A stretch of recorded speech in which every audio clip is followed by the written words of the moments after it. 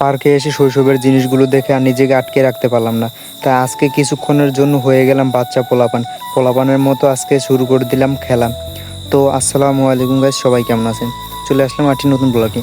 তো গিয়েছিলাম কলেজে যাওয়ার পরে এক্সাম শেষ হওয়ার পরে আসলাম একটু ঘুরতে যাওয়ার পথে বন্ধুর চুলটা কাট নিলাম ভালো করে, কারণ বন্ধুর চুলটা ছিল অনেক বড় বড় আর এলোমেলো। তো আমরা চলে যাই মুন্সিগঞ্জের নিরিবিলি ক্যাফে ছিল মুন্সিগঞ্জের লঞ্চ ঘাটের পাশে। তো আমরা সেখানে চলে যাই 3 বন্ধু মিলে। সো ওখানে গিয়ে আমরা টিকিট দিয়ে প্রথমে ক্যাফেতে ঢুকি, তারপরে চলে যাই দোতলায়, কারণ দোতলা থেকে পুরো ভিউটা সুন্দরভাবে দেখা যাচ্ছিলো।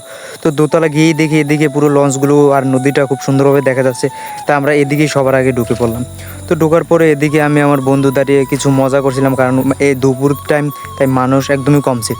তো তারপরে এদিকে দেখি কিছু পলো, যে মাথার উপর ভাই কেন পলো টাঙিয়ে রাখছে। তারপর বুঝলাম এটা তো পার্ক, এখানে সব কিছুই সম্ভব। তো এগুলো দেখে আমার ভাই বাসার কথা মনে পড়ে গেলো, কারণ এগুলো দিয়ে আমাদের বাসায় হাঁস মুরগি পালন করে। তো তারপরে এদিকে থেকে যেহেতু লঞ্চ ঘাটটা কাছেই, তারপরে মাঝেই লঞ্চগুলো দেখা যাচ্ছিলো অনেক সুন্দরভাবে। লঞ্চগুলো ভাই অনেক বড় বড় আর বিশালও ছিল। তো তারপরে আমরা এদিকে চলে আসি। এদিকে আমার বন্ধু দেখি টিকটকের জন্য কিছু ফটো তুলছিল, আর এদিকে বাঘ মামা দেখে আমাদেরকে নিচে ডাকতেছে, বলতেছে একবার নিচে আয় সাহস থাকলে। তো আমি বললাম দোতলার ভিউটা শেষ, এবার নিচে যাই, নিচে গিয়ে চারদিকটা ঘুরে দেখি। তো নিচে নেমে বাচ্চাদের জিনিসগুলো দেখে আমি আর নিজেকে সামলাতে পারলাম না, 2টা গুন্না খেয়েই ফেললাম। তো এদিকে দেখলাম একটা হাঁসটার উপরেও একটু চড়ে বসলাম, খুব মজাই হচ্ছিল ভাই। তো আমার বন্ধু আমাকে দেখে আর কন্ট্রোল করতে পারল না, সে উঠে পড়লো একটা চলন্ত ঘোড়ার উপর। সে ঘোড়াটাকে কিছুতেই কন্ট্রোল করতে পারছিল না, ঘোড়াটা তাকে হেলিয়ে দুলিয়ে ফালিয়ে দিচ্ছিল। তো তারপর সে দুঃখজনক মন নিয়ে নেমে বললো আর উঠবে না। তো আমি এদিকে একটা দোলনা দেখে দোলনার ভিতরে বসে একটু ভাব নিয়েছিলাম। তারপর এদিকে চলে এসে দেখি সামনে একটা পুকুরের ভিতরে খুব সুন্দর সুন্দর মাছ ছিল।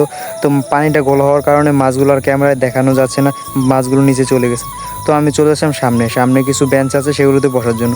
তো গিয়েই দেখি এদিকে খুব সুন্দর একটা বেঞ্চে 2 বন্ধু মিলে একটু আড্ডা দিয়েছিলাম। তো আরেক বন্ধু মিলে ভিডিও করছিল। তো তারপর চলে যাই সেই পুকুরটার উপরে একটা সাঁকো আছে, সাঁকো দিয়ে একটু সামনে। তো ভিতরে ভিতরে গিয়ে দেখি এখানে আরও সুন্দর একটা ক্যাফে। এই ক্যাফেটা আরও সুন্দর ছিল, এখানে লাভা আকৃতি ছিল ফুল দিয়ে। তো সেখানে দাঁড়িয়ে কিছু ছবি তুললাম। এদিকে বন্ধু দেখি বাংলাদেশে খেলা দেখা শুরু করে দিয়েছে, যেহেতু আজকে বাংলাদেশে খেলা ছিল, তাই 3 বন্ধু মিলে সেখানেই খেলা দেখা শুরু করে দিলাম। খেলাটা ভাই দেখতে খুব মজাই ছিল, যেহেতু আমরা 3 বন্ধু একসাথে ছিলাম, মজা করে খেলা দেখছিলাম। তো তারপর এদিকে তাকায় দেখি 2টা বকমামা আমাদের দিকে তাকায় আছে। একজনের মুখে একটা মাছ ছিল, আরেকজনের মুখে কিছু ছিল না। তো তারা রাগ করে রয়েছে। তারপর এদিকে এসে দেখি একটা বকমামা আর 2টা বাচ্চা নিয়ে বসে রয়েছে। তো আমি আমার বন্ধু সামনে গিয়ে দিয়ে একটা বিশাল বড় আয়না। তো আয়নার সামনে গিয়েই বন্ধু বললো একটা টিকটক ভিডিও বানাতে, তাই টিকটক ভিডিও বানালাম।